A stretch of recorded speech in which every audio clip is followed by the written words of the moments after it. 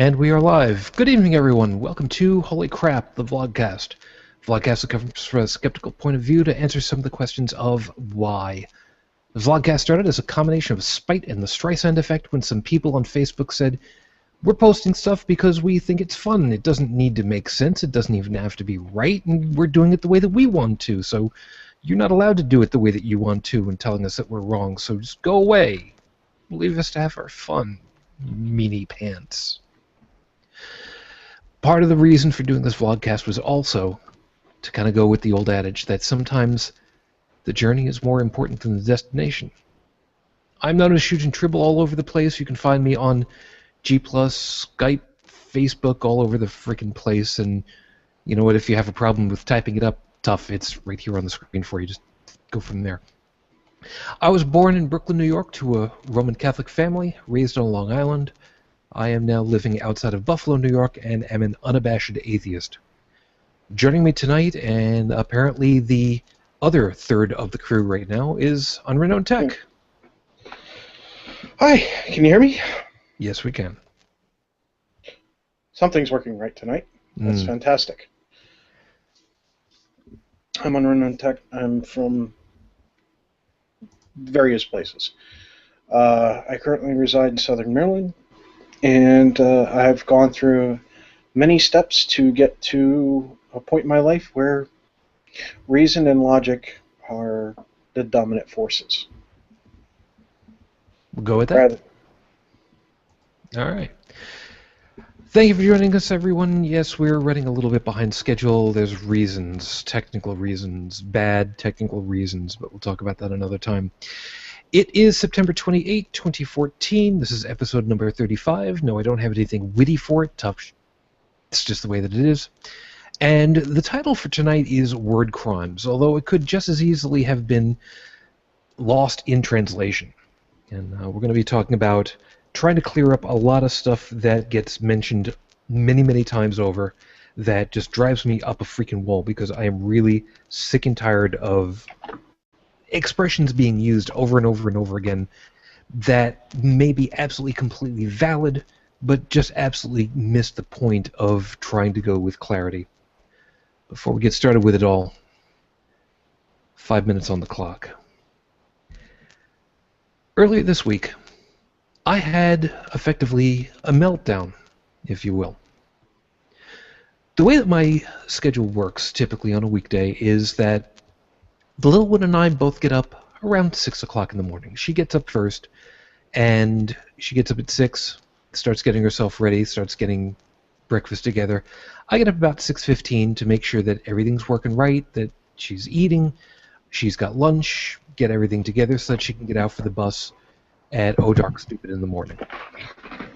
After she gets on the bus, I get back up the stairs, go to bed, take another nap for give or take about another hour, before I have to get up and get myself ready to go off to bed, go off to work. Well, Monday, things didn't exactly go as normal. Monday, I ended up having a dream that rattled me really, really hard for the entirety of my day. And no, surprisingly enough, it wasn't a nightmare. In and of itself, it was not something scary. It was not something that would have otherwise been scaring Mr. King to his core, and by this I mean the author. It was a dream that involved my wife. She's been gone 9.5 years. And the contents of the dream are truly immaterial. But it blindsided me emotionally. It hurt a lot. And it stuck with me all day, to the point where by the time I got home from work, about 2:33 in the afternoon, I got home, and by 4:30, I said, you know what? I'm done. I'm done for the day. I would normally have had a DJ gig that I would normally do in Second Life, and I just called it off and just said no. It was still 5 hours away, and I just said, no, I'm not going to do it. I'm just that burnt. We've discussed several times on the show about death, dying, grieving process, what goes into it, what people can do to try to help each other, and that ultimately we have to cope with our own stuff. But there's another piece of it all too, and I don't want us to forget.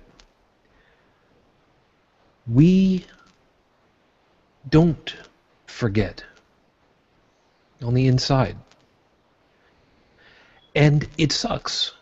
It really, really sucks, because no matter how many people ask you if you're okay, no matter how many people offer to help take your mind off of things, or babysit for you, or offer you something to make you feel better, to help take your mind off of things, or even recreational chemicals,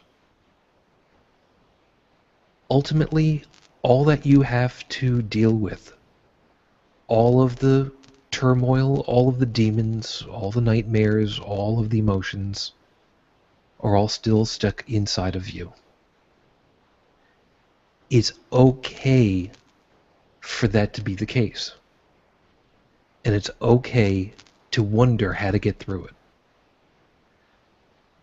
And it's okay to work on just getting through one more hour of the day. Just one more hour, just one more hour, just one more, oh, it's time to go to sleep? Okay. And that's good. Because ultimately, every hour you get through, every day you get through, is another day you got through. And it's another day that you've had the opportunity of building up your strength to get through one more day. Sometimes it's good to look at the long term. But there are other times where you have to stop and think to yourself that pure survival is a noble enough cause. There's nothing wrong with that. So we're going to talk about stuff. We're going to talk about terms and words and expressions that are supposed to be clarifying in the skeptical and the atheistic circles, but ultimately, I can't stand them. I mean, we talked a while ago with Noah and Heath from The Scathing Atheist, and we were talking about the religious tropes that we just can't stand, and really just want them to just go away. Technically, these are the atheistic and skeptical tropes because they're used over and over and over again, and it is just an absolute pain in the ass to me, because they're absolutely right. What you say to explain the terms are absolutely right, but they do FA for trying to solve the problem of understanding. So that's what we're going to do. We're gonna clarify these things. So I've got a couple of them off the top of my head, and Tech, you guys as hosts, co-hosts, are in the unenviable position of kind of going, okay, what are we going to talk about now? So now that you've got pretty good ideas to where we're going here, do you want to open up with anything right off the top of your head that's just kind of gone, oh crap, yeah, I know the kind of thing that's pissed me off? Yeah, when people say to me, well, you got to have faith in something. Have you heard that one? I've heard it, but that I'm not sure that's exactly I said where. I said it really snide, but the statement is you got to have faith in something, and that really bothers me, because to me, faith means a blind trust in something, regardless of what the target of the faith is. It's a blind trust. My trust needs to be earned. Okay? My parents have my trust. They've raised me. They've been good to me. They disciplined me when I was wrong, and they praised me when I was bad. Okay? And they've earned that trust. But people go, well, God is like that. It's like, no, no, no, no, no, no, no. God's not like that at all.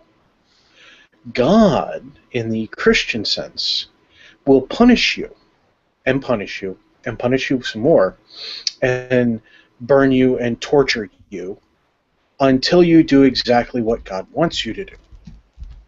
Read the Bible. It's in there. Yeah. Okay?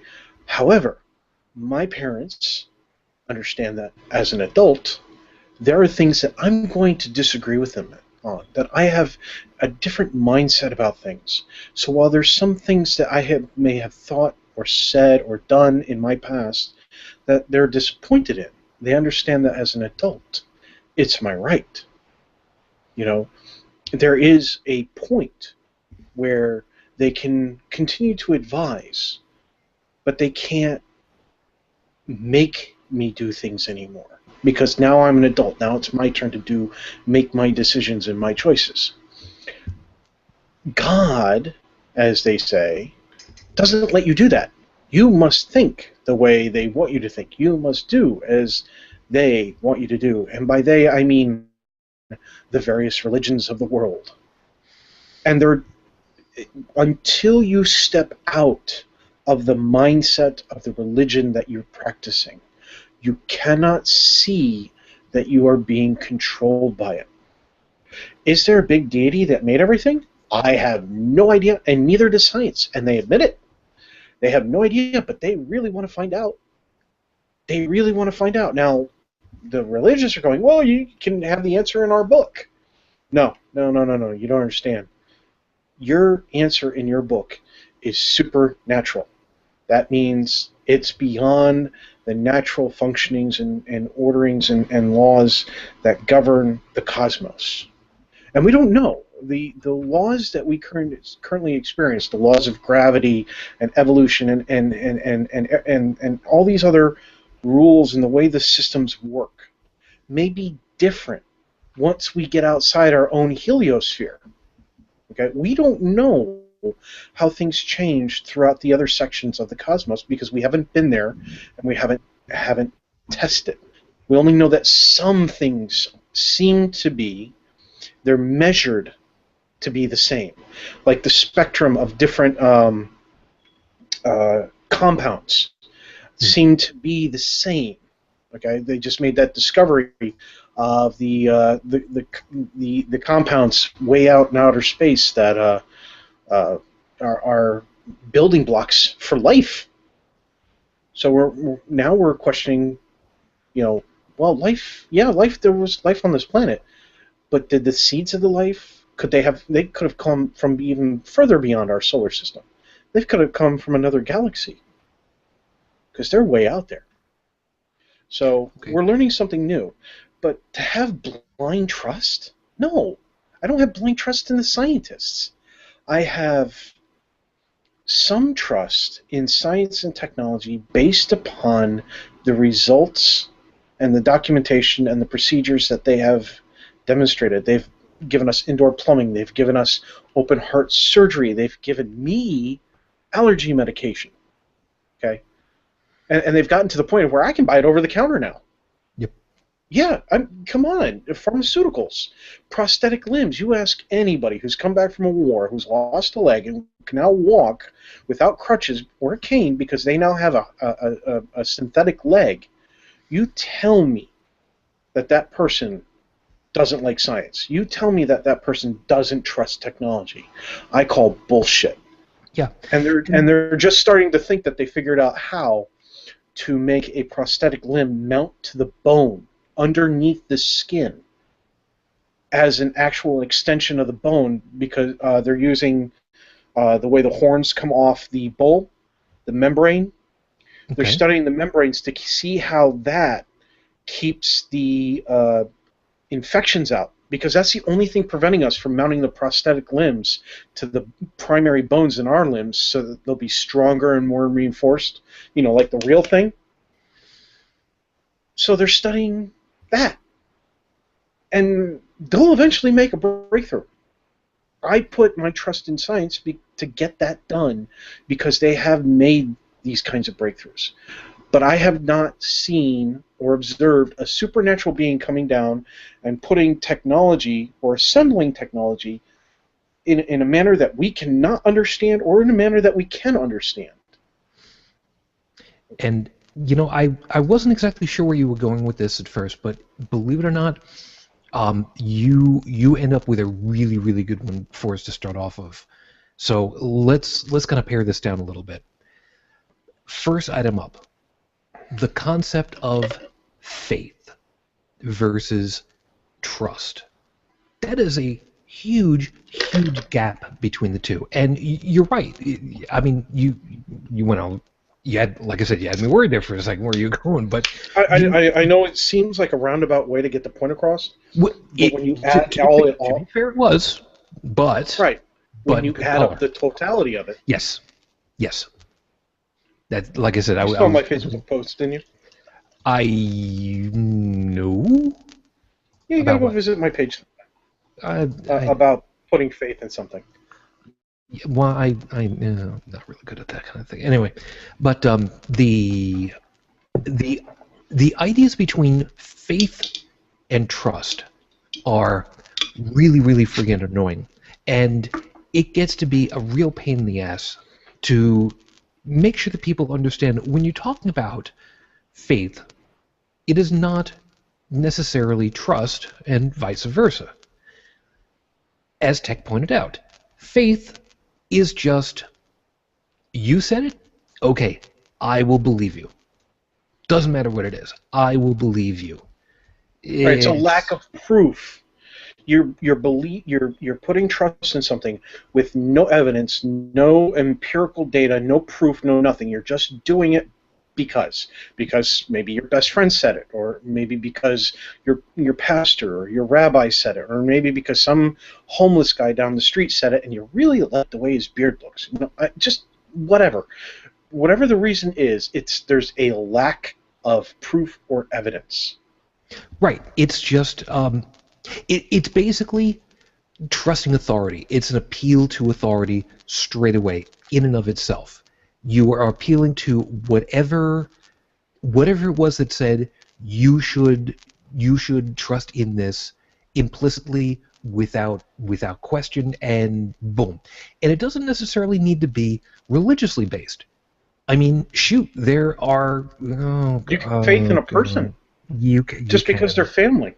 Yeah. You could, because they're wearing a red fuzzy suit with white trim and black boots and gives you nice things at night. There are scientists who have faith that their hypothesis better that they've just come up with is correct because, well, they came up with it. And is that the way science is supposed to work? No, but that's why science has different systems in place to keep scientists from going, I have this hypothesis, it's automatically true, everybody needs to take faith in it. No, that's not how science works. There's a system of checks and balances. And at the end of the day, when you tally the whole thing up, despite the ones that have despite the scientists who break the rules and do have faith in their hypothesis before they test it, before they have peer review and everything else, before they go spouting off to the media, the system itself ends up taking care of itself eventually. The only thing I see science ever having a fault is them failing to ask themselves, hey, can we do this? Instead of going, first question, should we do this? Then ask if we can do it. Unfortunately, science doesn't really enter the moral realms in many cases, and it becomes a case of, can we do this? Right off the bat. Hey, everything has pros and cons. But one thing that science doesn't do is go, if we do this, do we have to stone people? If we do this, do we have to cut off women's clitorises or men's tips of their penises? Do we have to, convert people before we can start combining oxygen and hydrogen molecules by ourselves into absolutely pure water? Do we have to sacrifice a chicken?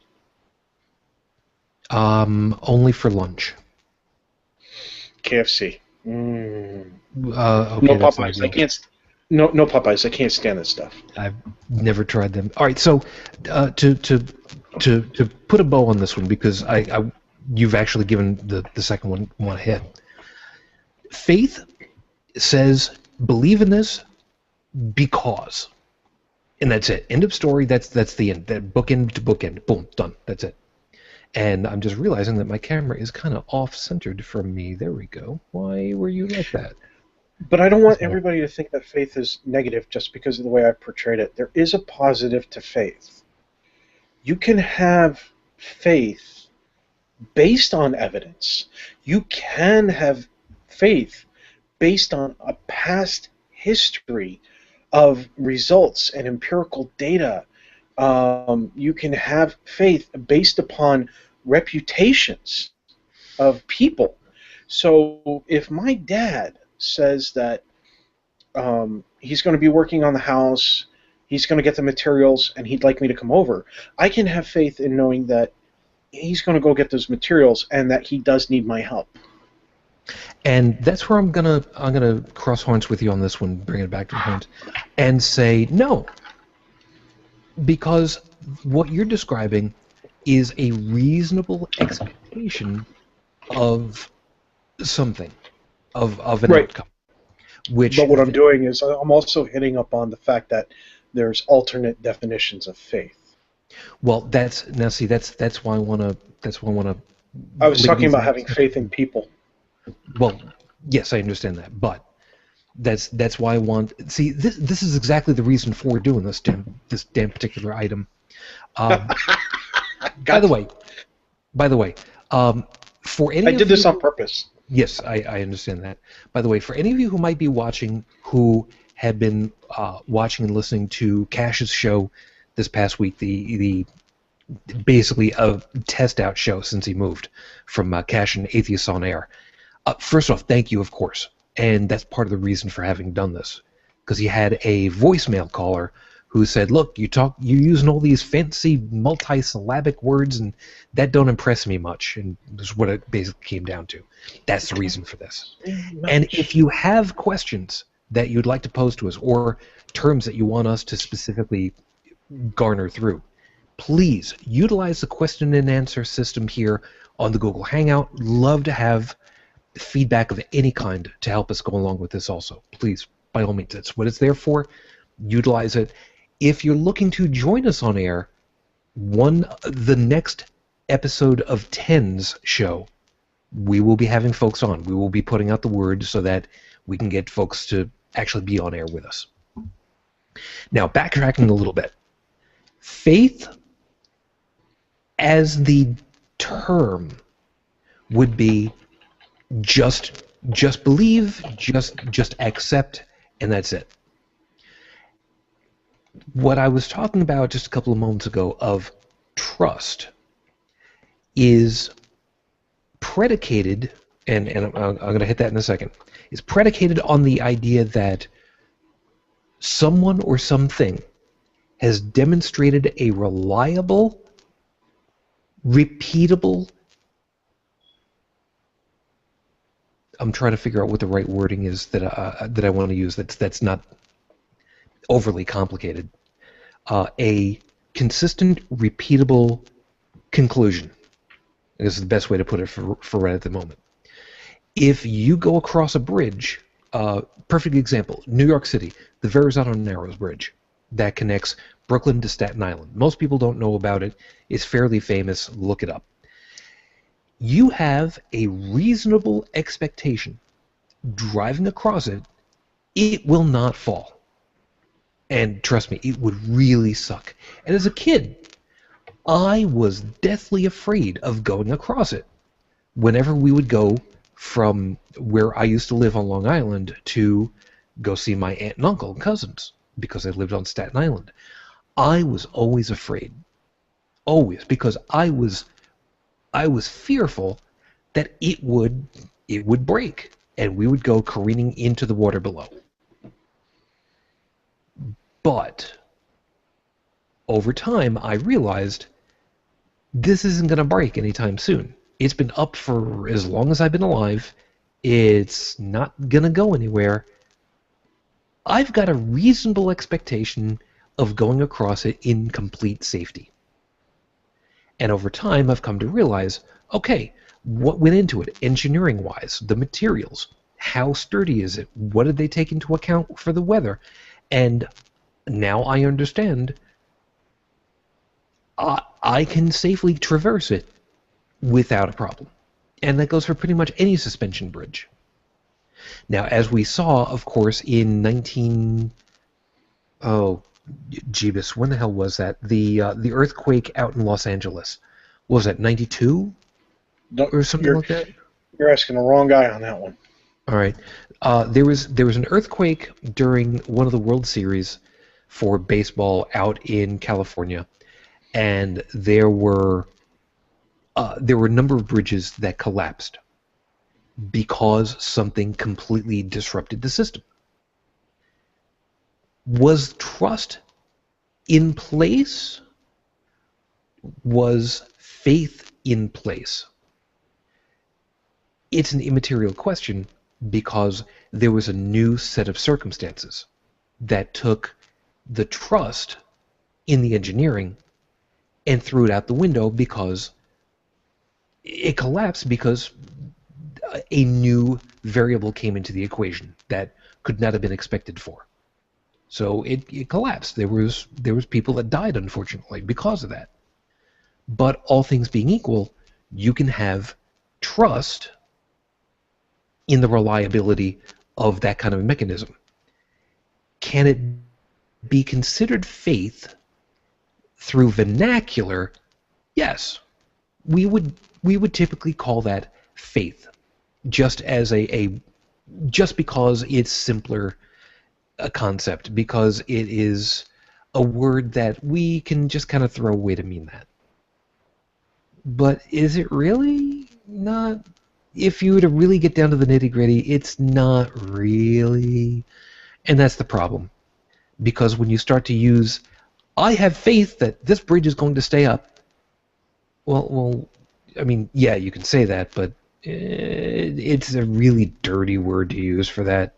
So, guys, if you're going to use the term faith when you really mean trust, when you really mean a reasonable expectation, come on. Say reasonable expectation or trust. Exactly. Use it. Because the whole purpose of language, the entire reason for this show, is because we need to clarify these. And if you keep using a dirty term, a loose term, you have to go back and you have to retread. And you have to, well, you know what? I said I've got faith in. Well, what I really you end up sounding like I did when I put that sentence out there saying that I have faith that my dad went and got the materials and that he does need help working on the house.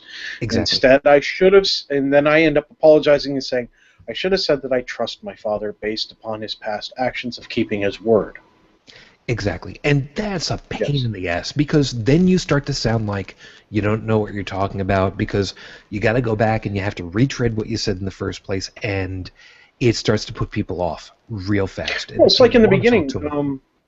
In the beginning, when we had that one person who kept doing the Q&A, back when we had Witchy and Dallin and Joe constantly, what was that one guy on the Q&A?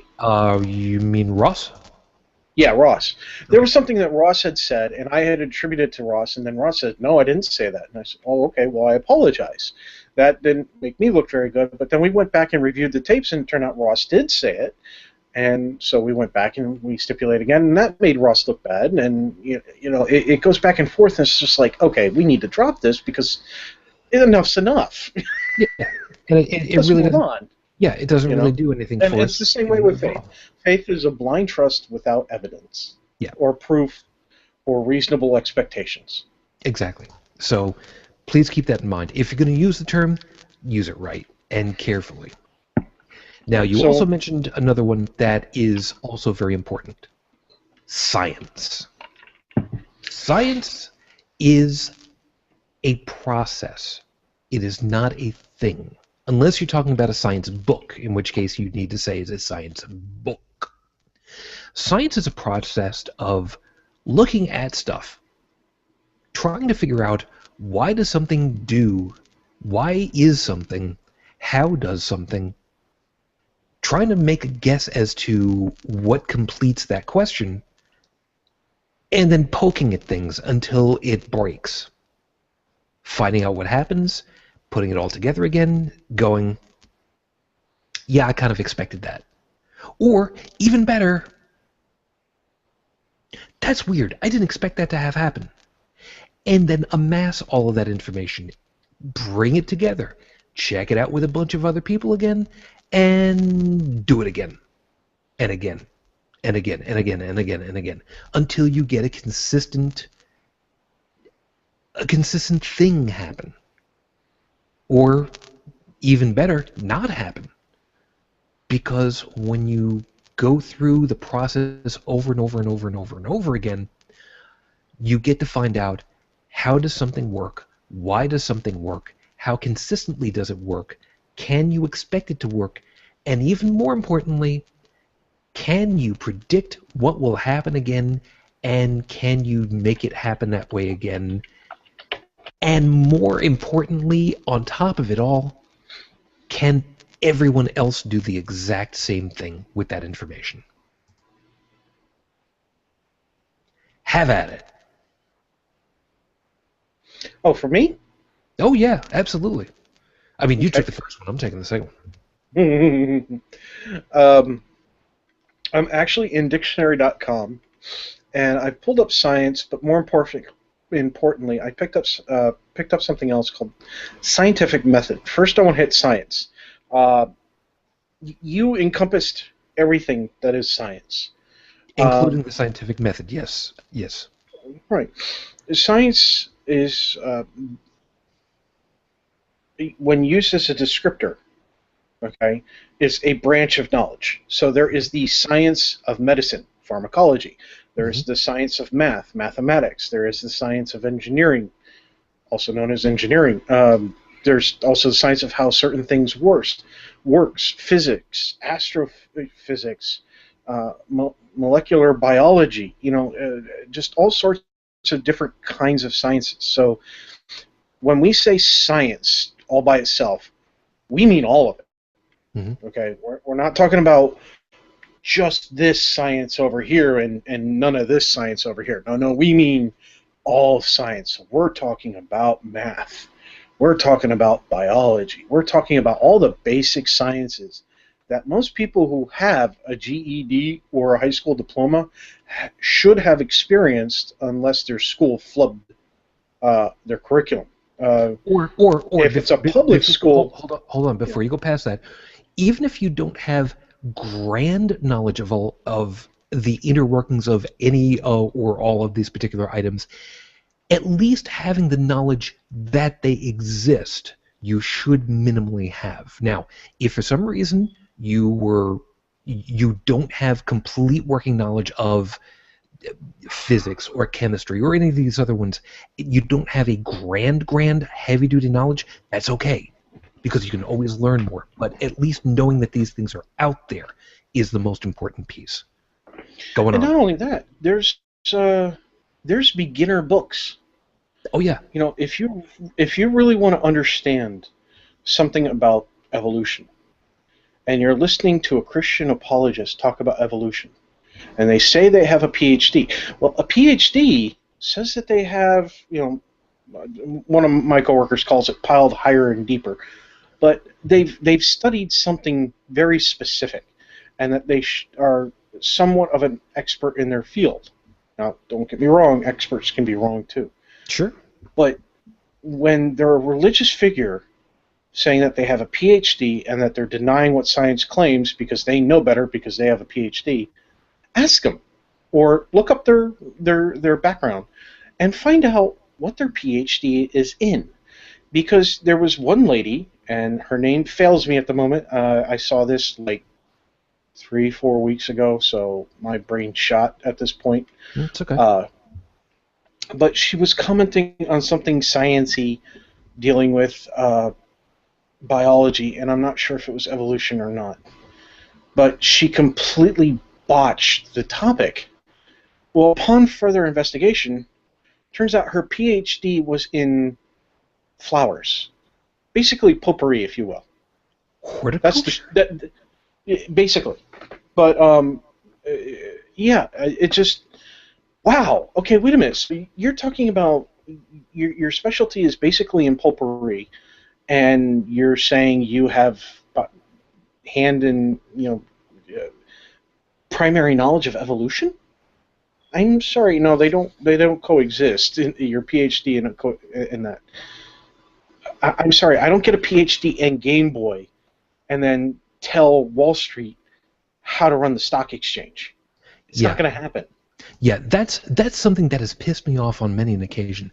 There are a number of people who go ahead and get themselves a doctorate, diploma, PhD, whatever the hell it is, in some field or other that has absolutely nothing whatsoever in something that they later say that they have.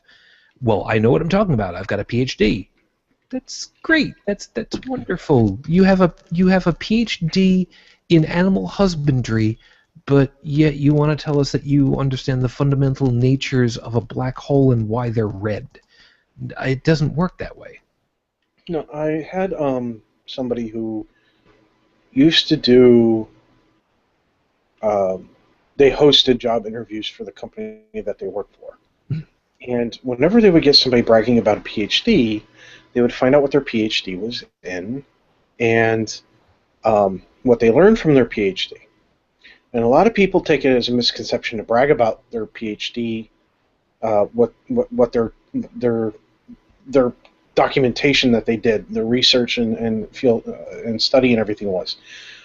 What the guy was actually looking for was somebody who could claim that in obtaining their PhD, what they really got out of it, the true goal of the PhD, is being able to go in, think of something, and then do lots and lots and lots and lots of research and publish a peer-reviewed publication that is reviewed and approved and shown to be true.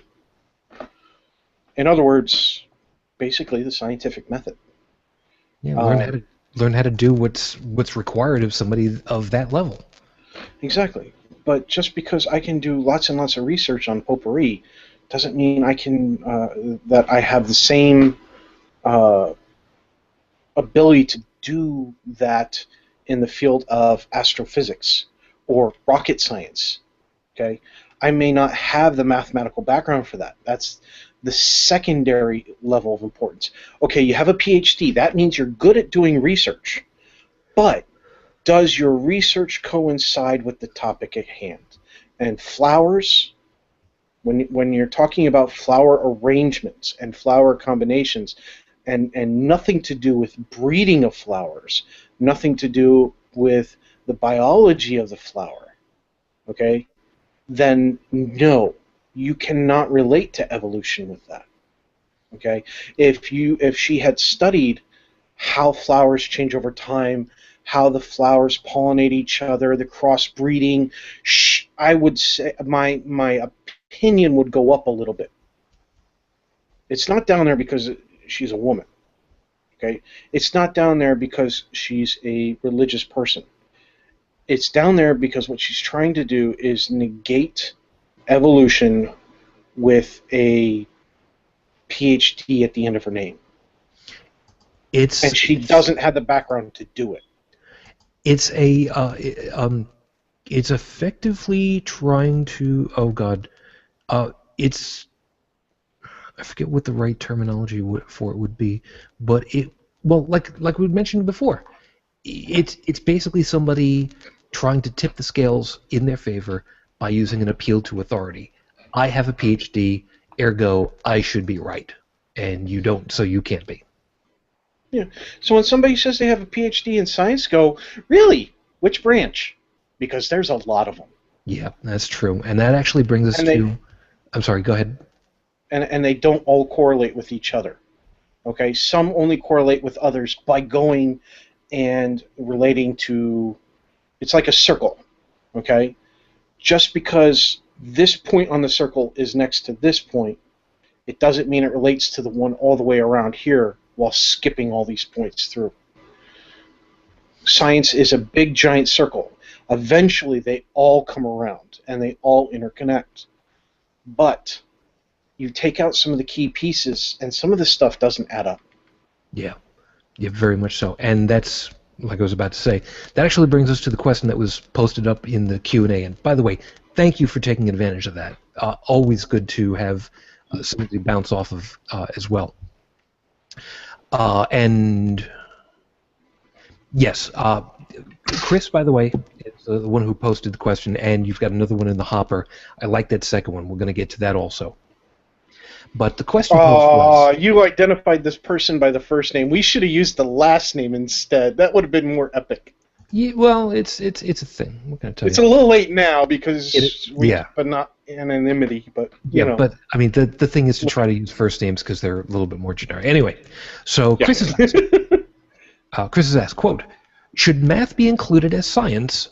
Math is based on logic and reason, but can be done without reference to the physical world. But a key aspect of science is observation of and predictions about the world." Now that's really good because you got my head running in about 4 different locations simultaneously while tech is talking. Really not a good idea to do to me. So first off, Chris, I'm going to say, screw you, man. Screw you for all the pain that you just put my brain into. Thank you ever so much. Wow, really not nice. He's being sarcastic. He actually does appreciate it.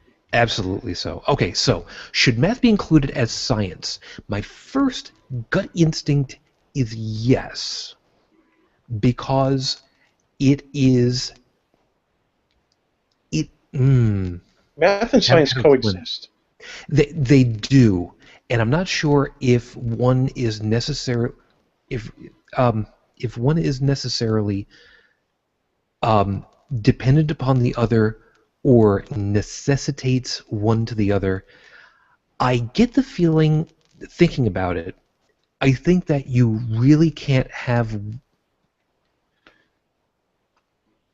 I was going to say, I don't know that you can really have one without the other, and I'm not entirely certain that I'm right on that.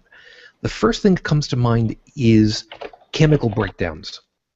For instance, when the first splitting of the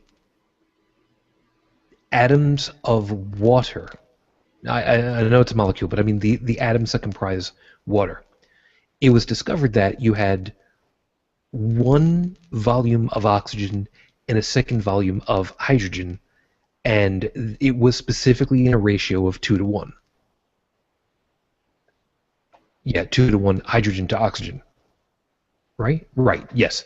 So you would need math to realize one to the other. But you can do math for its own sake without necessarily, I don't want to use the word predicated, without having it specifically about something else, because it is also a conceptual thing. I'm not quite sure how, like I said, my brain is a little bit hurting on trying to figure where do you want to go on this one at the moment while I'm trying to collect myself. Me? Well, until and unless I can get Jake for Wharton back on with us, but you know he's being a bit of a dick about it, but that's a whole other issue for later. Yes, Jake, we actually do like you. I want you to come back again sometime soon. Anyway, so where do you want to go on this one?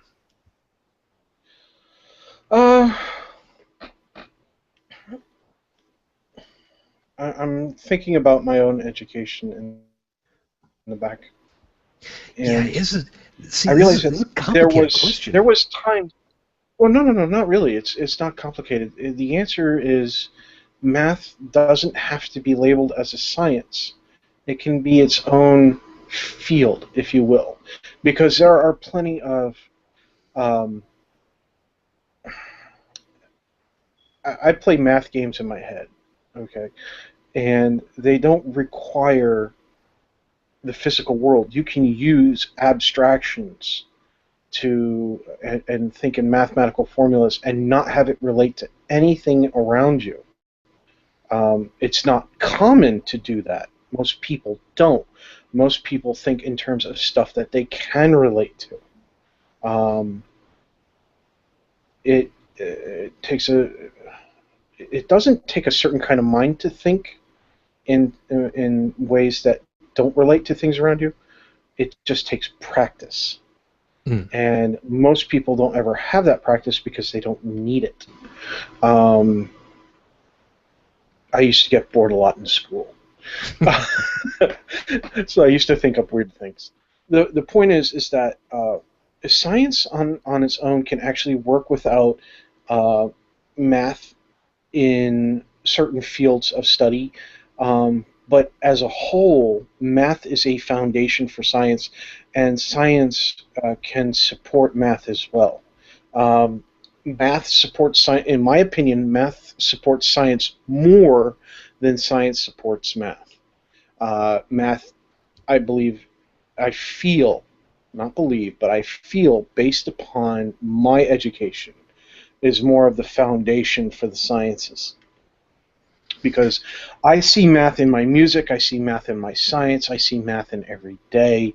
Um, Science I see as using math and using the scientific method, I can get scientific results. Yeah, the I, I'm probably paraphrasing. I see science as a method, a system of testing questions, Yes. and I use math as the measurement system Yes. for those tests. Yeah, it's And so exactly. I see them as I see math as a necessity for science to work. Now, what level of math is required? That's a completely different question, but it's a good question because people don't realize that unless you're taking like astrophysics, okay, or even regular physics, Hmm. most people can get by with just algebra, basic, run-of-the-mill algebra, not even advanced algebra, just regular algebra in their daily lives. Um, Most people don't need to know calculus. There are many people that I know that have absolutely no reason, no necessity to know how to perform calculus in their head. None whatsoever. Because they can get by just by either guesswork, observation, past experience. Okay, if I pour this cup into the here and here and here, it comes out even. Boom. They didn't even need to do calculus. They could just see it. They could eyeball it. And it was good enough because it was close enough to where it needed to be. The what do they call it when they do a research and they have, off by +4, -4, all Oh, that, the variance, deviations. deviations. Yeah, the deviation might be so small, and they don't even know what the word means. They just know it's close enough that's good for them. Yeah. So, they don't need that kind of stuff. But when you have the astrophysics trying to do the orbits and everything else, yeah, they need calculus and stuff like that. So, depending on what question you're asking science, will determine what level of math you're going to need. That's why having a foundation in math is really good. A foundation in the basics of math, also helps you play music. Believe it or not, when I started playing the guitar and the trumpet, I had a hard time reading sheet music. When I swapped my mindset, instead of trying to recognize the musical notes as sounds in my head, I instead thought of them as mathematical formula. I was like, okay, I need to go this many steps higher, and I started thinking in just simple terms of add one, subtract one, add five, subtract five, whatever. Um, Reading sheet music became just like that overnight. Once I changed my mindset and saw it as math, I could read sheet music. And surprisingly, I had a music teacher that could do the same thing. In fact, that's how he taught. Very interesting that way. Now, Well, he didn't teach us to think of it in math, but he saw it as math when he taught. okay. Now, what you were saying before about math basically being the yardsticks for for examining stuff in the various scientific disciplines, that makes perfect sense, and that's exactly where I was looking for, because you can have a measuring stick of any description, and you can just measure. You can just look at it and you can say, oh, well, you got 14 centimeters from, and that puts you from there to there. Oh, okay, that's cool. And I'm using a bad example, but just go with me for a second. But math as the system for examining the scientific endeavor is a necessary piece to go with that. But you're right. Math itself can be its own discipline of learning more about maths. But it's wow, that is really, dude, seriously, well done. Good question. Hard to really digest it and to really explain it. So thank you. That is really, really cool. I think I'm not sure how much we can really go on that one beyond that, but should it be its own? Should it be considered science? Yes, and no. It really depends as to what part you're doing with it. Can you do geometry and make it considered a science? Yeah, and no. It depends as to how you're applying it. But it's the yardstick that the scientific process requires in order to figure through stuff. Really, really excellent question, by the way. Really, really hard concept to get through. And Chris had also asked, can you cover appeals to authority, both valid and not, in more detail? Because this comes up a lot. Very, very accurate, very true, and it's annoying. Appeal to authority is effectively and very simply, you should believe what I'm telling you because I have something that says that I'm supposed to be an authority on something. I have letters after. Oh God, I'm gonna be borrowing from a really, really bad congressional meeting. I have a lot of letters after my name that indicate that I have more schooling. So I am Uberman. I know everything there is about this subject. You should trust in me because I have letters after my name. Please, I paid a lot of money for that piece of paper. Could you maybe, just listen to me? Just because I have no horticulture, it doesn't mean that I don't know what I'm talking about gravitational axes of Lagrange points. Just trust me. I mean, that's basically what it comes down to, isn't it? Don't forget, an argument from authority, they tend to use a lot of qualifying words like most, frequently, almost never, rarely, instead of actually having a statistical, an actual stated statistical probability or some kind of empirical evidence, some number, even if it's the number 5, when they're trying to say a small amount of people, they could say 5 if they have that actual number documented. Instead, they're not giving you something that you can fact check. Yeah. And so people go, wow, only a few people. And then you ask, well, how few people? Well, I don't know, they just said a few. Well, is a few in relation to what? That's what happens when you have a generalization, those kinds of qualifying words, when you have, almost never. Well, almost never in consideration to what? The universe? Because right now, the lifespan of the human species is almost never compared to the lifespan of the cosmos, as far as science has determined to this point. But if it's relation to the fruit fly, dude, dude, we've been around a long time compared to a fruit fly. Yeah, what do they got? A lifespan of about 30 days or something like that? So the point is that if you're listening to somebody and they're not giving you hard data, okay? If they're saying, well, a lot of people believe this, you ask, okay, what's a lot in relation to Are you talking about all the people in the state, all the people in your church? Are you talking about a lot of people in the grocery store, the Krugers down the street, or the McKays, or the Walmart, or whatever it is that you go to? Find out. And when you ask that question of somebody, and they stutter, and they stammer, and they don't, they talk around it. They talk around that question. Yeah, the tap dance, the song and dance, if you will. They don't know. They're making shit up. Yep. And that is all too easy to have happen, unfortunately. Now, there are a number of times when this kind of thing will happen. And there are times when it is actually valid to do to make an appeal to authority under valid pretenses.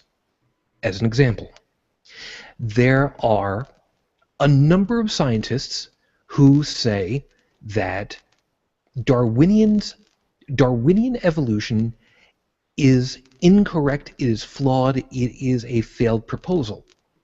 You ask, okay, how many people? Well, okay, we've got a piece of paper that has a list of all the scientists who are peer-reviewed, who have problems with the scientific method that goes into Darwinian evolution. And then you examine, okay, you've got how many people on here? 14,000 scientists. Okay, let's take a look at your list.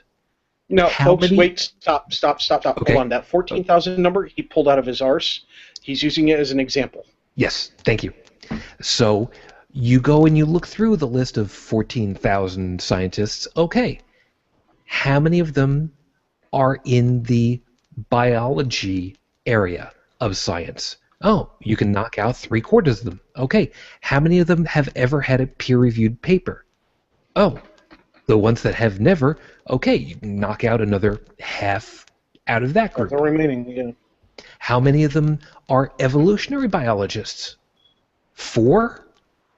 Wait, you mean that we've just whittled down this list of 14,000 scientists who have problems with Darwinian evolution to only 4 who are actual evolutionary scientists?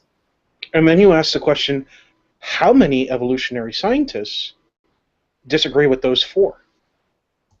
And then you have a true ratio.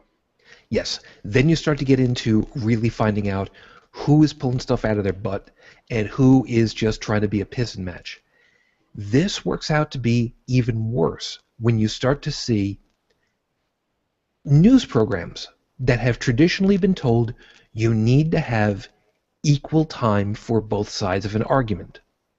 When you have 99+% of scientists who accept Darwinian evolution as the mechanism for the change of species over time, and you have less than 1% who do not, and they're allowed to have the equal time with the guys who all agree after 150 plus years of research and understanding and poking at the problem to find out if it's right, that's a problem. That's harm. And you've used the 99.9% as an example. Exactly so. Right. Now, an over-exaggeration of what's going on, because we don't actually have the statistical numbers of exactly how many evolutionary biologists disagree with Darwinian evolution and how many oppose it. Or oppose it and agree with it. The two sides of the same coin. Right.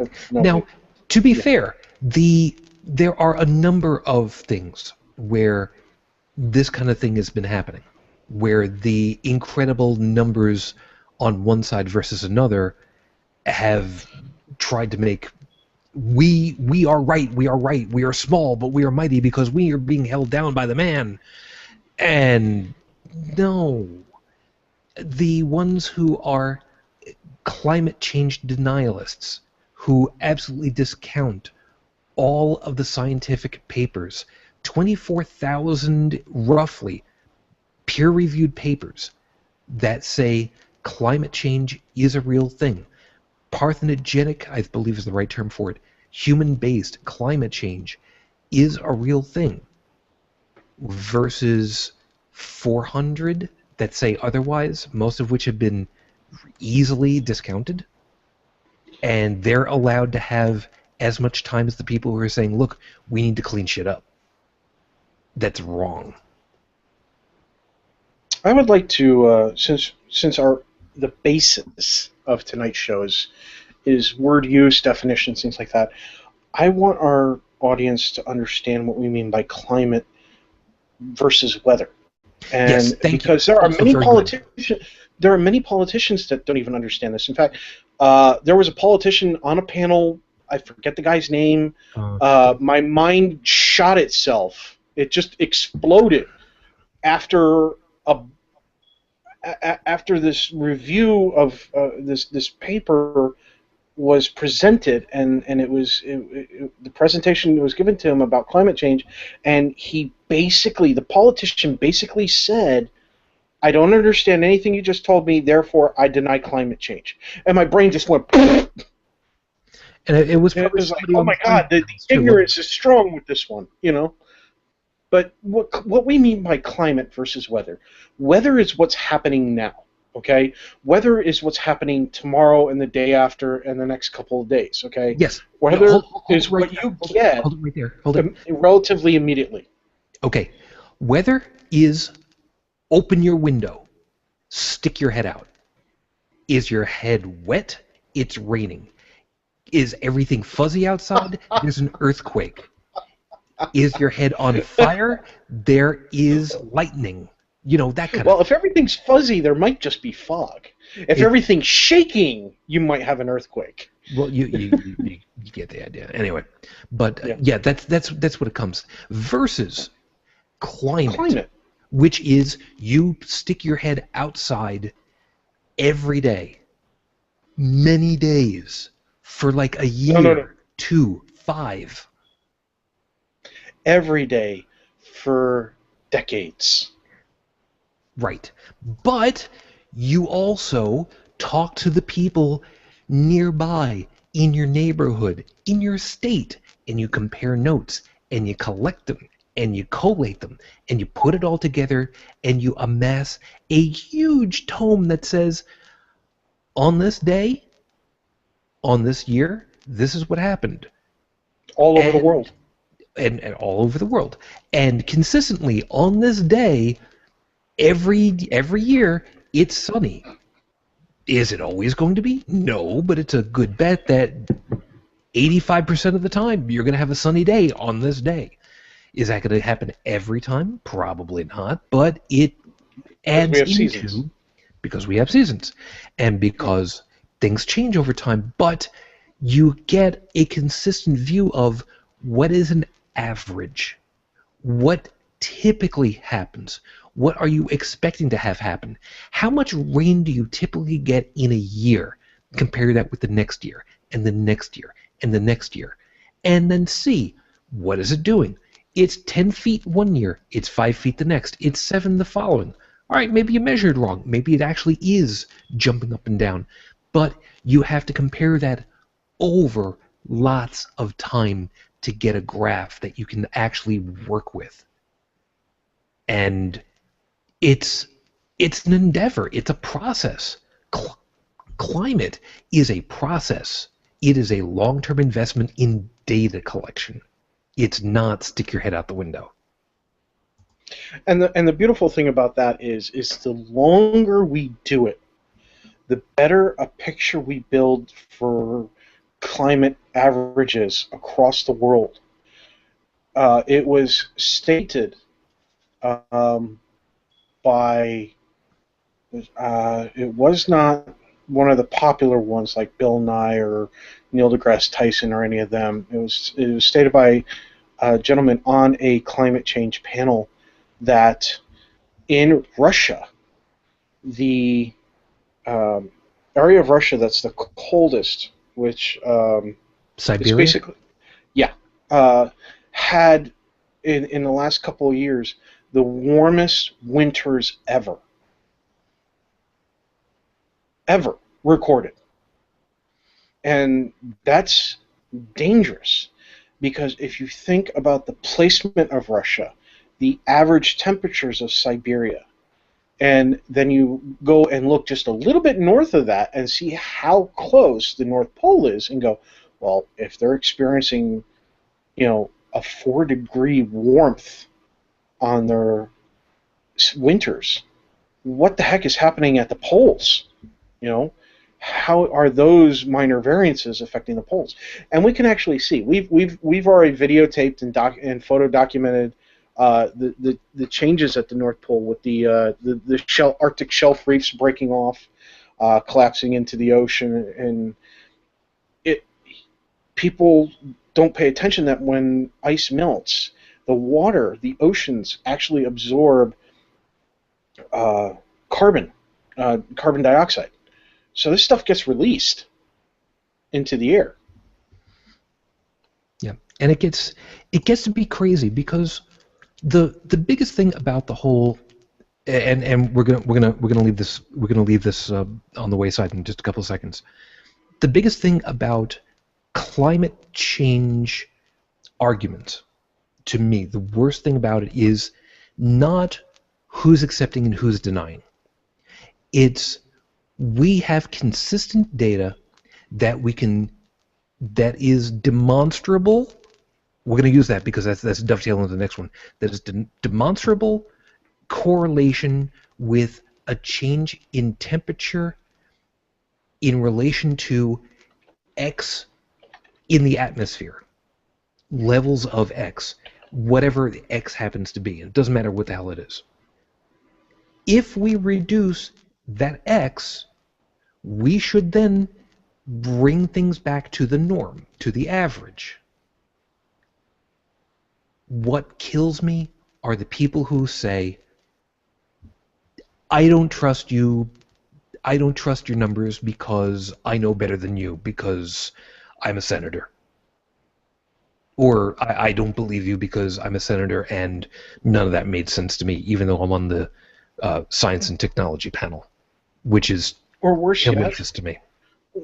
Worse yet, forget them using a senator, their political status as a reason for denying climate change. Well, forget their financial investment to dovetail with before. When you have a heavy belief in a religion, many of these religions tell you that if you believe what if you follow their way and believe what they have to offer, the blind faith system again, then and to not trust anybody else, that when you die, everything's going to be hunky-dory.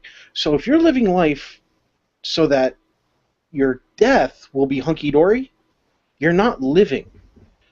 You're dying. And you're taking other people with you. When you live each day to enjoy the day and promote the future, okay, then you're living a good life and you're helping those around you. But by going, my God says that when I die, I'm going to heaven, so why should I care what happens to our future?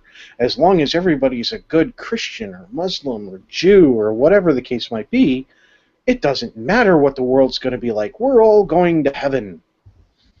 Besides, when the happening, what the heck was that thing called? It was the rapture. When the rapture happens, we're going to be fine. You guys are going to hell anyway because you believe in science. Yeah. No, we don't believe in science. We have evidence. Yeah, and of course, as we've heard from the Amish Wolverine, who cares? I mean, God's already said that He's not going to flood the earth again. Why should we have to worry about all that? I'm sorry, but Ken Ham and science should never be uttered in the same sentence, except to be told never to utter them in the same sentence. Right. So, for you, Ken Ham, you're right. Your God said He would never flood the earth again. He, however, did not say that He wouldn't roast it. Thank you. And by the way, Chris has also given us a number, which I believe is actually far closer to the truth, that climate change denial or acceptance is 97 for and 3% against, which I believe was the scientific papers or number of scientists, which sounds much more accurate. So thank you. Thank you on that one. Now, like I was saying, dovetailing, the term demonstrable. I You know what? I normally don't do it, but this time I'm going to do it. And yeah, I'm getting a little bit loosey-goosey with some of the terms. With the Can we start off with a much simpler one, a much easier one, one that you actually used? Corrigible. Say it again. You kind of blipped out a bit. Corrigible. You used it. It's really simple. For those of you who do not have a word-a-day dictionary or have corrigible, you actually used it in a sentence. Believe it or not, like a minute and a half ago, when you were doing your whole spiel. What corrigible means? It means to be capable of being set right. That's it. There's your word for the day. Okay. You don't even realize you didn't use. You don't even realize you used it, do you? No, I would have to go back and take a look. Which truthfully, I'd be arsed to do that. I don't have enough time in the day. Okay, to folks, do that. ladies and gentlemen who may be watching this, take this as a lesson for what it is. People like Sujin, people like myself, people like the scientist on TV, we end up using words that you might not understand, okay? Not because we're trying to make you feel bad, but because we've learned them and we've added them to our vocabulary. It doesn't mean when we use them that we're thinking less of you. It means we're trying to use these words to convey a greater meaning, something greater in depth, and it's appropriate for the conversation. My ex, when she wasn't my ex, and this is a great example, every once in a while we'd be talking about something, and I'd be giving her an answer, and she would just get really upset. "Don't talk down to me," was one of the common statements during an argument.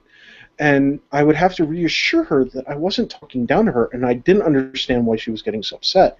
And I had used a word that she had not heard before, or that she did not understand, and she had heard other people use. Maybe somebody at work who's was in a higher position within that hospital or caregiving facility. And so, please, we're not trying to talk down to you. We're just using the words that we feel through our understanding to be appropriate for the situation, for the conversation at hand. That's all. Yeah, absolutely. And truthfully, corrigible, I don't realize that I have said it. To the best of my knowledge, I did not recognize that term. So if I said it, I don't even realize that I knew the term. So still cool. Moving on for a second, though. The term demonstrable gets bandied about in atheist and skeptic circles like so many ping pong balls. And truthfully, I can't stand it because it is a completely, totally factual, actual, proper terminology word that does absolutely shit to explain to people what you're talking about. And that's the thing that hurts. Demonstrable, the easiest way of really understanding the term demonstrable is to intentionally mispronounce it. Demonstrate-able. It's exactly the way to properly understand it. Don't say it in proper company, but that's exactly the way to understand what the term means. It means you can demonstrate over and over again something that you're talking about. And what you're talking about is something that can be shown to happen consistently over and over and over again. Trying to find out if neutrinos can fly faster than the speed of light. They, at CERN, tried to find out this shouldn't happen this way, but we're getting consistent data. It's happening over and over and over again for us. In our facility. We want somebody else to check and find out, is this right? If they showed that if it was demonstrable, demonstratable, that it was a real thing, that neutrinos really did fly faster than the speed of light in a certain situation, consistently by everybody, they would have gotten a friggin' Nobel Prize. They would have been in the annals of history along with Einstein and Newton and Hawking and a whole bunch of others in the pantheon of science. But they were found out to be wrong for a simple reason. It was shown it was not a demonstrable, consistent output. They made a mistake. That's the beauty of science, and that's why I hate the term demonstrable. Don't freaking use it. I know it's right, but god damn it. Matt Dillahunty, I'm looking freaking at you, man. I love the term. It's a beautiful term, but it does F.A. for trying to explain to people. Just don't use it. At least don't start off with it. Don't lead with it. Please? Go, you, just help. Tech, come on, help. Listen, if you want to demonstrate something, demonstrate it. If you can't demonstrate it, you can't demonstrate it. Right now, you can't demonstrate proof of God because nobody has any. Okay?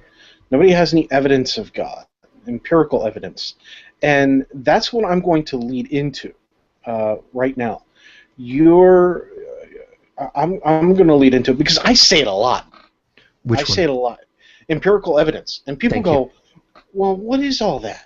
And it's like, well, you know, actually, empirical evidence is actually a little bit complex. When it's referenced by the scientific community, and many atheists, when they're referencing it, are referencing what the scientific community references, not because they accept science as a substitute for religion. No. They accept science because science relies a lot on rationality and logical arguments and evidence, specifically empirical evidence. So this is what we're going to get into now. And if you look it up on Wikipedia, there's a whole lot of stuff on empirical evidence and how the name can change depending on viewpoints, all sorts of stuff. A lot of subthreads on that. Exactly. There is a whole lot. But there's one little section of it that I think sums it up really nicely. So just bear with me on this, okay? And like I said, you can look this up yourself and read it. You don't have to take my word for it, but I'm actually looking at it right now and reading it. I would share screen, but it does not show up great on my connection. Thanks a lot, Comcast. Anyway, empirical evidence is required for a hypothesis, which is basically I expect X to equal Z. You know, exactly. It's required for a hypothesis to gain acceptance in the scientific community.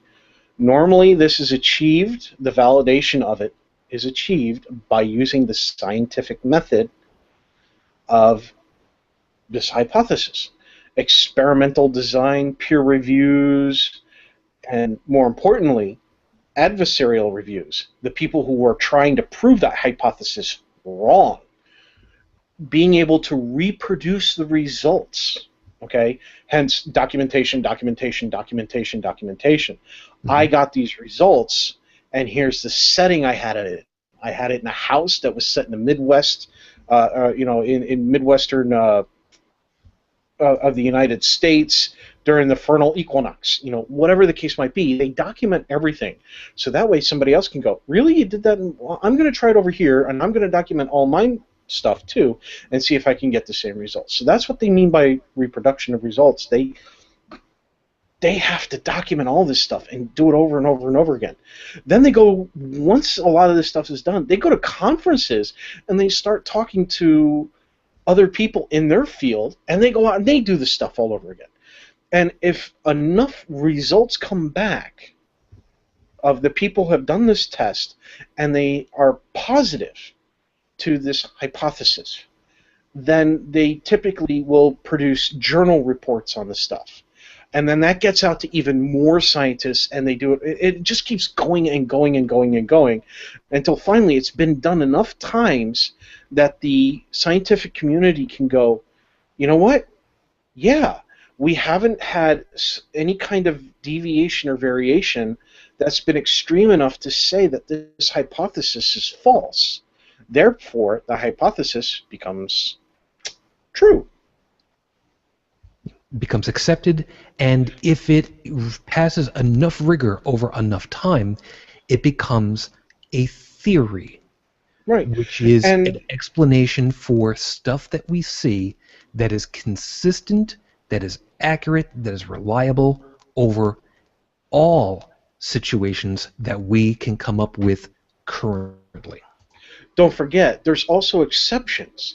There are theories and hypotheses that have been factually true, but only when applied to particular situations. It's like there are different sciences used for different things. Okay, when it comes to date testing, we've found that carbon date testing is only good for certain time frames. If we need to go outside that further back, then we have to do different kinds of radioactive testing. There are hypotheses that have become true, factually true, but only under certain circumstances.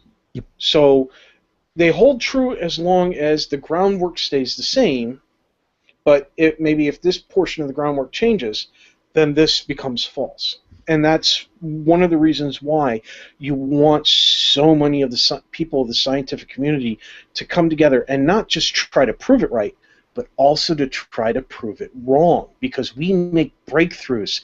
And if any scientist tells you that we don't do it, this has never happened, they're point blank lying to you.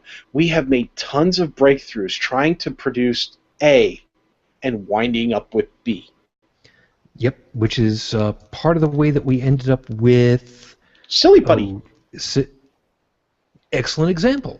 We wound up with a wonderful children's toy by some guy trying to find an alternate form of rubber.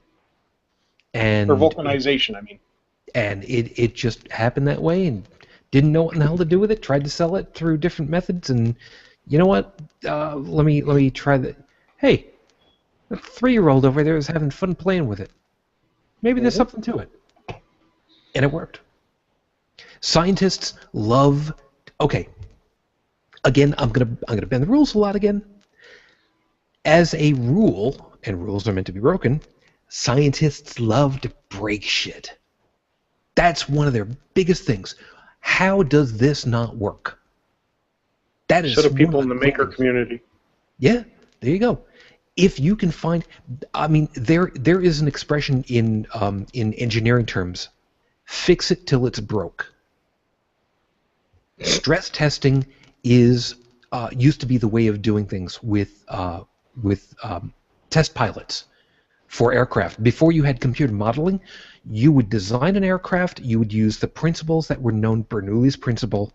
If you don't know about it, look it up. It's what keeps your aircraft up in the air, unlike prayer. Pat Robertson, I'm looking at you. Why don't you have the good sense to die? Sorry, anyway. Oh, come on. Do you really want to poison the worms? Yes. And ultimately, you would need somebody who had nerves of steel and a really good parachute on his back to go into the aircraft. Really good reflexes. Really good reflexes. Take them up in the air and put a plane through its paces. Put it through a 2G turn, 5G turn, 7G turn. Did it break up? No? Okay. You know what? That matches with what we're expecting. If you go looking up, one of the greatest scientific Americans, and I use the term very, very loosely on this one because he was not that much of a scientist, Neil Armstrong was a test pilot. Almost died on one occasion, and doing the test pilot kind of thing. Later on in the day, he was found hard at work back at his desk doing paperwork, and the guys were just like, "Wait a minute, Neil, you almost died today. Come on, man, come on out to the bar." I got paperwork to finish up. That's the kind of guys the test pilots were. Yeah, they had stuff to do, and they wanted to break stuff, and I don't know how well they got paid, but Neil got paid by going to a whole brand new planet, sort of. That's pretty freaking awesome to me. A moon. Yeah. So, But don't forget, other scientists have also paid the price for their work. no, it's true. You had Richard Feynman.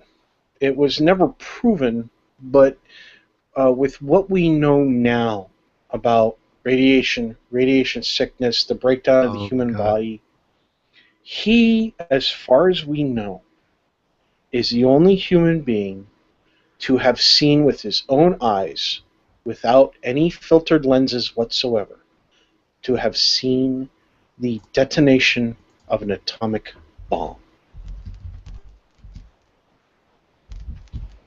Everybody else, even people who were affected by detonations, almost they wore goggles. There's no other documented person. Okay, so we don't have any other documents and anything showing that there was another person who did the same thing that he did. He watched the explosion with his own eyes, and he almost went blind from it. But he got a nasty dose of radiation from playing around in the labs and handling of materials, um, and wound up having his body shut down, his organs deteriorate. And we know now that radiation, especially the types of radiations that he was exposed to, have these side effects. But since they didn't do an autopsy back then looking for the things that we look for now, they were never able to confirm his death was caused by them. And to go along with that, just looking up, there was something that was called. I'm trying to remember what it was. It was the. It was the Devil's. Damn it! I forgot what it was. Was it Devil's Core? Are you Damn, talking about when they practiced? They had the two domes with the radioactive material, and what they could do is they Yes. could hold it close together and watch the glow. And Yeah, as long as they didn't let them touch, it didn't produce the radiation that could kill. right. That's what I'm trying to remember. What the hell the name of it was? Yeah, and you're talking about that one scientist who it slipped, but he managed to get it open so that only he ended up receiving a fatal dose of radiation, whereas everybody else was safe from the fatal dosage in his lab at the time. Yeah, that's the one I was trying to remember what the name of it was. They did a episode of some science episode. There was a gentleman who played Walter on the science fiction television series called Fringe. Okay, he hosted a documentary, if you will, about some of the dark sides of science, and that was one of them. Another one was, and I don't mean dark sides of science of bad things that science has done, just things that are grim. You know, like the one guy who lost his ability to have long-term memories. And he found out he was old one day because he walked in. He was surrounded by computers in the doctor's lab. He didn't know what computers were. He looked in the mirror and he saw an old man looking back at him, and they had to calm him down for the rest of the day. And he woke up the next day still thinking he was whatever his mid-20s or whatever age he was. You know, so it's. Yeah. I forget the name of the series. It only ran for a season or two. If you search for Walter in Fringe, for the actor on IMDb, Mm. then you'll be able to find out what shows he hosted. And I have to look that up afterwards. Yeah, I can't recall where the particular item was, so I'm going to leave that aside. But a better example, however, would be the Curies, Madame Curie, and her daughter, and her husband. Radiate. No, it was just her husband. Just her husband. Radiation, and well, her body eventually started to break down from it too. Yeah, but at this point, the only way of looking at their actual physical notes is to put on radiation gear and then look at the stuff, because I forget what they even were their notes boiling are. down. Was it saltpeter that they were boiling down? I couldn't even tell you. No idea off the top of my head. But I mean, the scientific process unfortunately does have its downsides, and that's kind of what we're kind of describing here. Yeah, they discovered the radioactive nature of I think it was radium or something. They Yes. kept boiling down this rock until they went downstairs. They were doing this in their own home. Yep. Science takes, thanks to the scientific method, thanks to all the botches that science has made, we have come up with ways to protect ourselves while we learn. Yeah. But not usually until after something bad has happened. But anyway, they came downstairs to a blue glow coming out of their kitchen. I'm sorry, if you're melting down rocks and all of a sudden your kitchen is glowing, with what we know now, run. Yeah, we know well, actually, if you come down and you see it, chances are it's already too late. But we knew that now, too. Well, don't forget, they also played around with the stuff. They hung around it. They got more rocks and kept doing it over and over and over again. It's a simple case of ignorance, and that's what science breaks down. It breaks down ignorance. What we didn't know, we didn't know. Let's talk about ignorance. You know what? Because that is a word that definitely comes up a lot. Yes, and that's unfortunately the last one that we're going to have time enough for. But it is a brilliant idea to go ahead and hit that one, because that is such a supercharged word. You go ahead and hit it first. Okay, I'll give you the very simple definition of it. Lack of knowledge. Thank you. Being ignorant means you lack knowledge. It doesn't mean you're stupid. It doesn't mean that you can't learn. It doesn't mean that you shouldn't learn. Okay, it just means that you don't have the knowledge. Now, you can be ignorant of one thing and not another. Okay. But there's a difference between being ignorant because you have yet to learn something, and then there's being ignorant because you choose to be. Now I'm going to stop you there, because I'm going to hit that one. There is a difference between ignorance, which is what it's talking about, of not knowing about something, and what's known as willful ignorance, which is an absolute travesty. It is the absolute antithesis. I'll explain it in a second. Absolute antithesis to what science is for. Science is for learning about things, to take ignorance, not knowing about something, and learning about it. Willful ignorance is la la la la la la la. I'm not listening to you. I'm not listening to you. I'm not listening to you. Whereas ignorance of something can be cured by learning, by asking, by being taught, by examination. Back to you. The problem with religion, and I say this in that I say many religions, is that, like Chris is pointing out, is that they appeal to ignorance. They hold on a second. Hold on a second. Let's actually broaden this. Not religion, dogma, because it doesn't matter what piece it is. It could be denialists of 9/11 truthers or birthers or whatever. Dogma is really where the problem is. No matter what it's fast.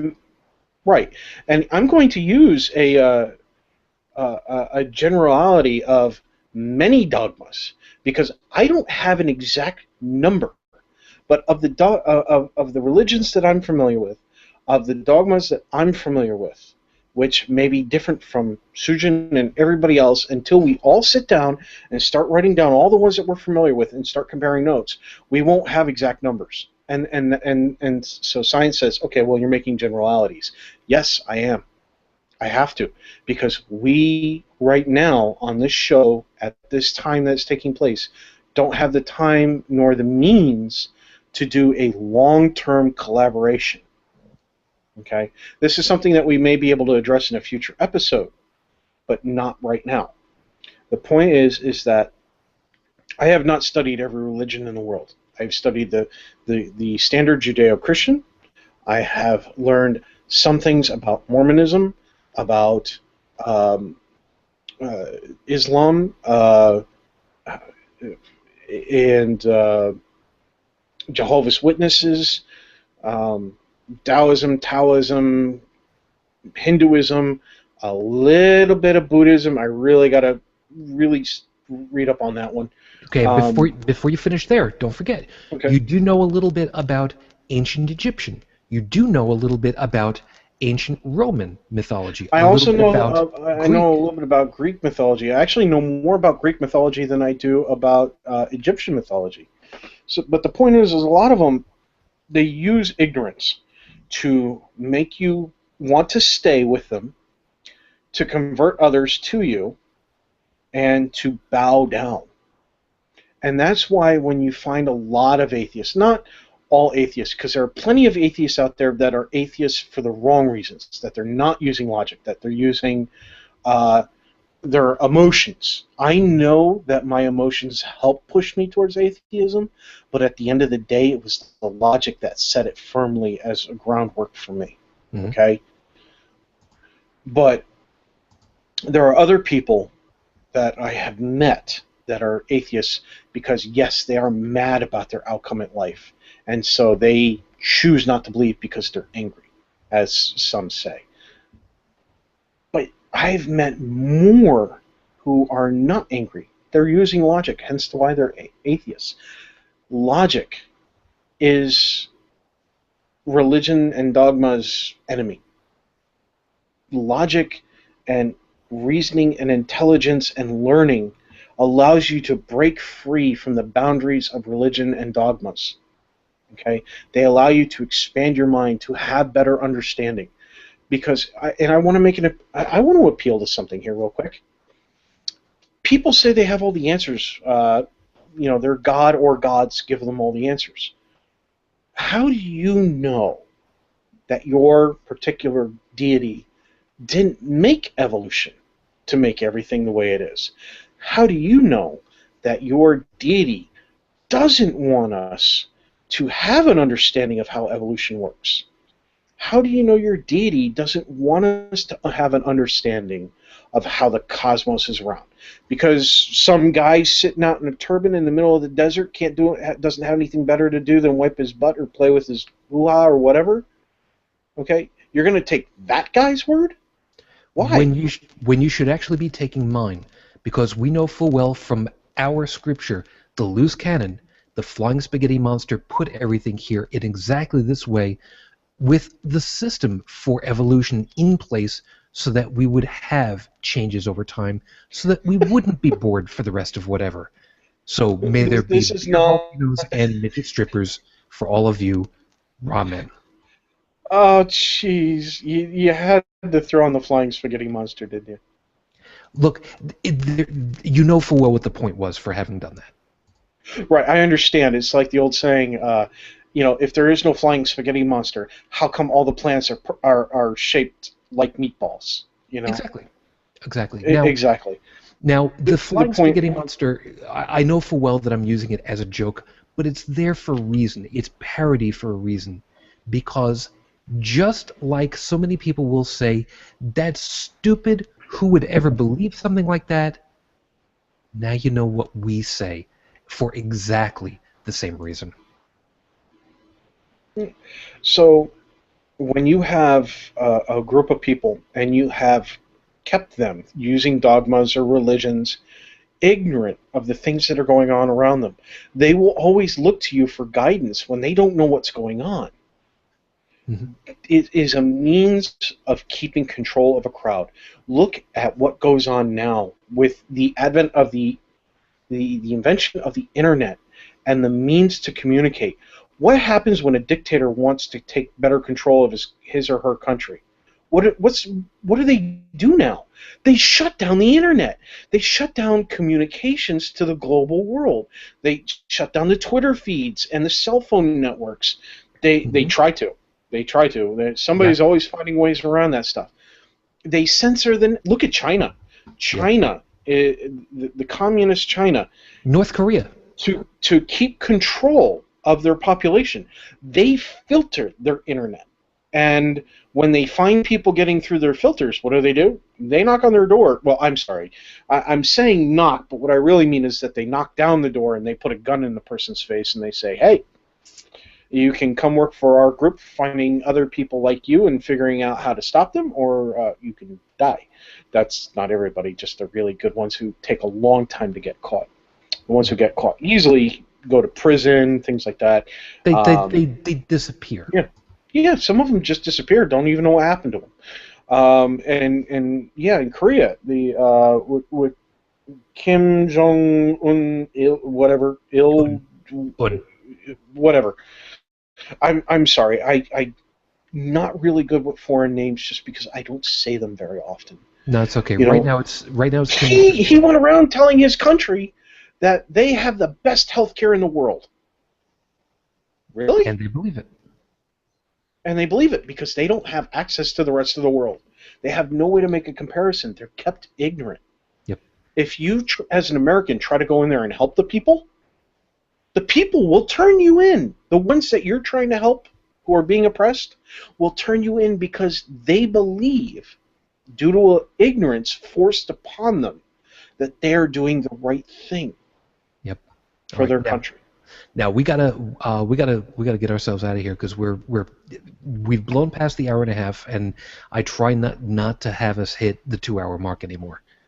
Really hard. So, Chris, I'm going to hit you with the last question that you put over here, and the second one that you've got over here, the longer one, is a wonderful thing. I would love for you to hit us with that again later. It's just going to take us way too long to get into that, and unfortunately, we're coming up on the end over here. But thank you for that one, because also good questions, wonderful.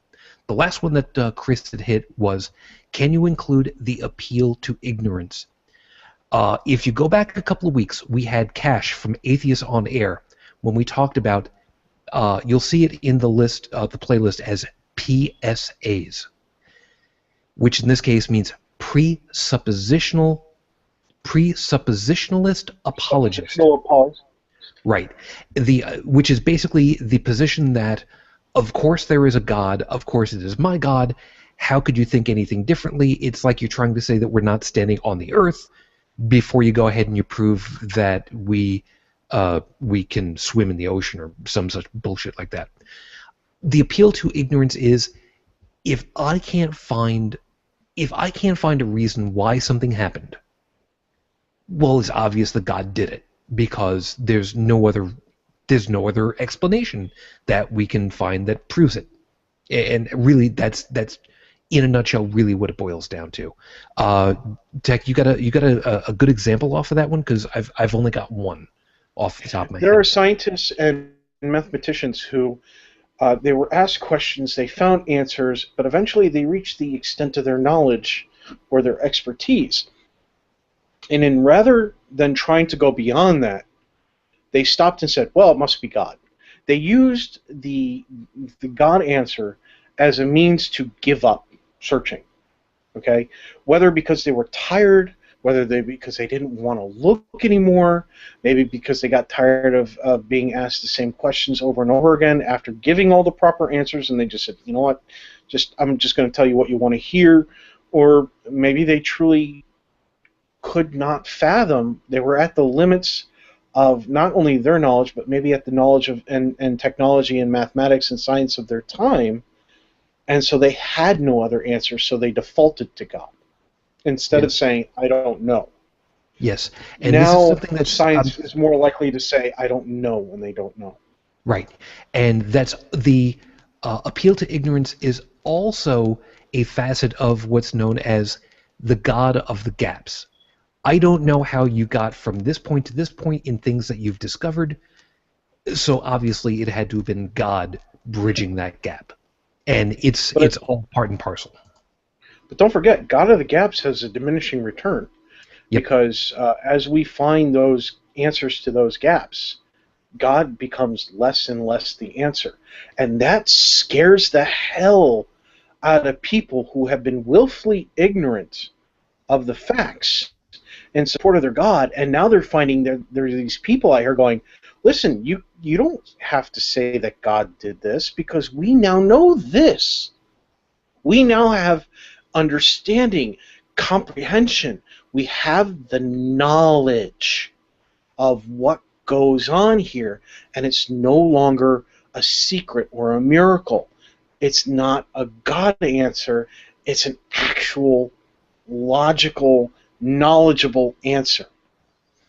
And that scares the hell out of somebody who has lived their life according to their dogma or their religion, and been willfully ignorant, being told that, no, you're wrong. And you've been living your life based around that fact wrong. And guess what happens to people who, the results that of the things that have gone wrong in your life by living around that, that was your own fault. People don't want to hear that. They hate that. People don't like to be told they're wrong.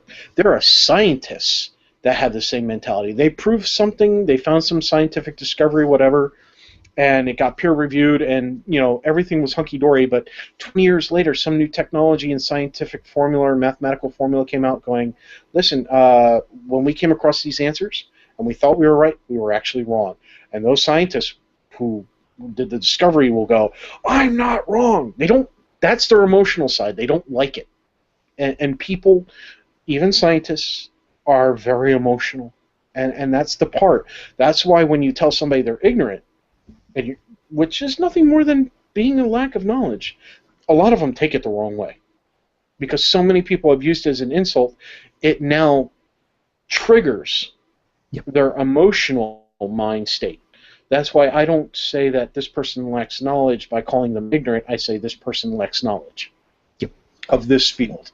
Yep. And me, I will only say, pardon me, I will usually only use the term ignorant for myself. After I've used it that way to demonstrate that I don't have a problem with calling myself ignorant, I will occasionally say that somebody else is ignorant on a specific subject, on a specific item, and here's how we can solve that and work it from there. The emotional aspect to language is one of the biggest problems, and actually I'm gonna end up closing with that. So we're coming up on the end of our time, and we got to get on out of here. So of course, as always, Tech, thank you so very much, man. I mean, just the two of us. I know full well normally we would have the rest of the crew. Just the two of us. I had a feeling you were going to do that. Don't do that. You're going to go to sleep with that. The worst part of it is I've got the video to see for that. Thanks so much. Hey, so, I actually, instead of thanking me, I'd actually like to thank Chris for showing up, because that last question that we didn't get to, yeah, I actually had to look that one up because I'm not even familiar with that effect. Yeah. That we could turn that into a whole show. Yeah, we may. I would have, but if we are, you better warn me, because I have got to do research on that thing. Oh, hell yeah. So that everybody knows what's happening, Chris had made a question about the Dunning-Kruger effect. And this is something that if you listen to the podcast for The Skeptic's Guide to the Universe, they've talked about on recent shows at the time that we're filming this. But it's an amazing thing. It is a dense and complicated topic. And yeah, if we are ever going to tackle that, that is going to be a full show with lots of forewarnings so that we can all get familiar with it. But and a lot of big words. Oh God, yeah. And I just pulled up Wikipedia and I'm going, oh great! Not only do I have to research this thing, now I've got to look up what this word means. Yeah, yeah. So Chris, like we said earlier, thank you. Because you've thrown a lot of stuff at us that is really fun, that is really dense, that is really complicated, that really needs answers, which is part of the reason for doing the show. But man, you're going to keep us spinning wheels for a long time on that one alone. So thank you for asking questions like that. That means a lot. It means that we're finding people. Hold on, don't click away on you. I want to get a screenshot of this thing. Of what thing? Of the question here. No, that's perfectly fine. Perfectly fine. So while you're doing that, go ahead and thank you for being here with me, man. Oh, yeah. Honestly, it was fun. I have a good time doing this. Today was definitely fun. And, if somebody comes across something that I said and it turns out I was wrong, you know what? Go ahead and tell us. It's okay. like I said, you know, science tries to find out when things are wrong, and it tries to admit its mistakes. I try to do the same.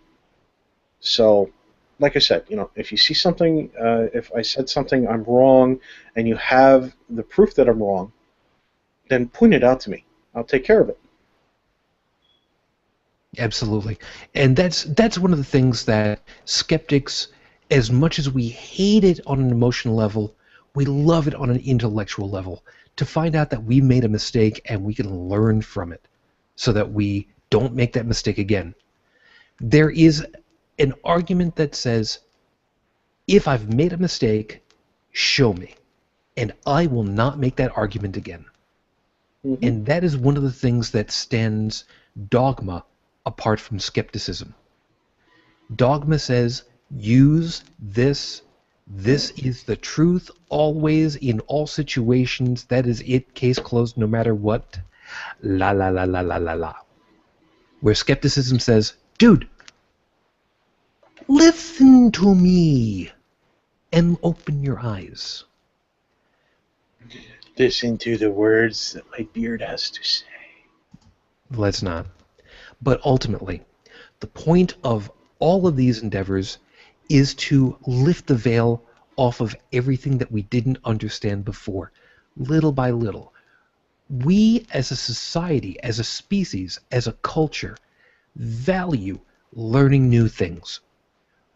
Why can I say that as a blanket statement? Look at any society,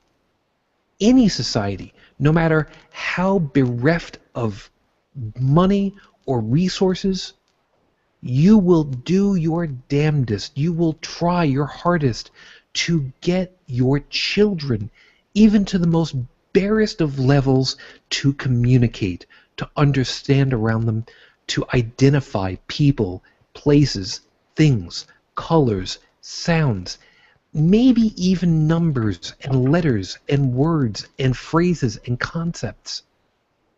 It is innate in our nature to try to learn, even to a barest of levels. The difference is continuing on that exploration for the rest of our lives.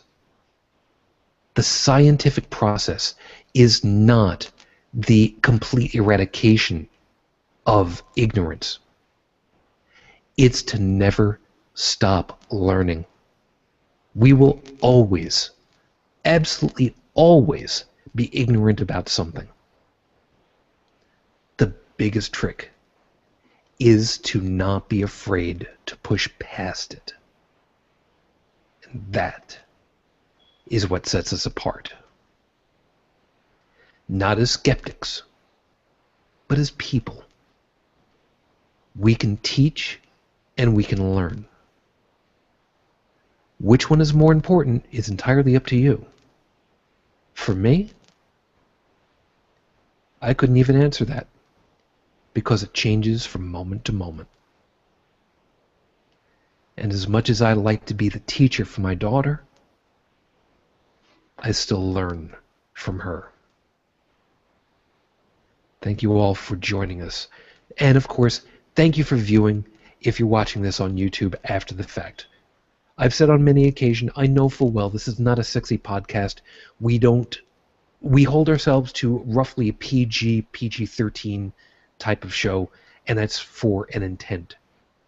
However, if you're looking for something a little bit more abusive, tune in for one of our Power of 10 shows. Every 10th episode, we pull down the walls and we don't care what we say, and we intentionally make it not safe for work. However, we're also going to be investigating having people show up on the show also, the general populace. So if you'd like to send information our way, if you've got questions, if you've got comments, topics, ideas for the show, or even to be put onto a list for a future panelist, please send them over to me as shujintribble@gmail.com. Be more than happy to investigate that. And of course, if you'd like to, if you're here in the States or in Canada, North America basically, if you'd like to send in a voicemail, you can also do that. From outside of North America, I don't know how much it would cost you, but The phone number you see here on the screen, 959-HCTV-554. There's actually a reason for those numbers to a certain degree. Be more than happy to cover stuff. If you'd like to follow me on any of the major instant messaging systems or social medias, you can find me under the name Shujin Tribble. Just Google me. It's really hard to miss me. Of course, very large thanks to Cash from Atheists on Air for being with us before, Noah and Heath from The Scathing Atheist. There are a number of other groups that I would otherwise thank, but I want to specifically thank, who was it? Patriot in Atlanta on Twitter. Twitter handle Patriot in Atlanta, at Watcher on a Wall, who on Friday listed my Twitter account as part of a Follow Friday, in conjunction with, believe it or not, No Illusions and the Dissonance podcast, as well as Atheists on Air. I don't feel qualified to be part of that group, but I accept it gratefully, because as a topic that we're going to handle in the near future, every voice deserves the opportunity to be heard. An opportunity is not saying you must listen. An opportunity is giving you the chance. And if you're worthwhile, people will follow. Thank you for joining us. In the meantime, of course, as always, please consider subscribing and joining us over here on G Plus and YouTube. We'll look forward to seeing you guys again in another week. That puts our next show as October 4th. I don't as yet have a topic. I'm going to see about a couple of different guests to come in, including Lucid Illusions. I'm going to see if she'd be willing to come and join us again, as well as Sam Mulvey and Seth Andrews, to talk about how many voices should there be out there in the atheist and skeptical circles. But we'll talk about that later. Put a bug in their ears if you're watching, and let them know that I'm going to ask them to join us sometime. For all of you, of course, like I said, thank you for joining us. We look forward to speaking with you again sometime in the future. For all of you, I wish you the peace I no longer have. I wish you the strength that I've learned. I wish you well. And of course, as always, after my goodnights for you, I say my goodnights for my lady too. Because 9.5 years on, I am still in love.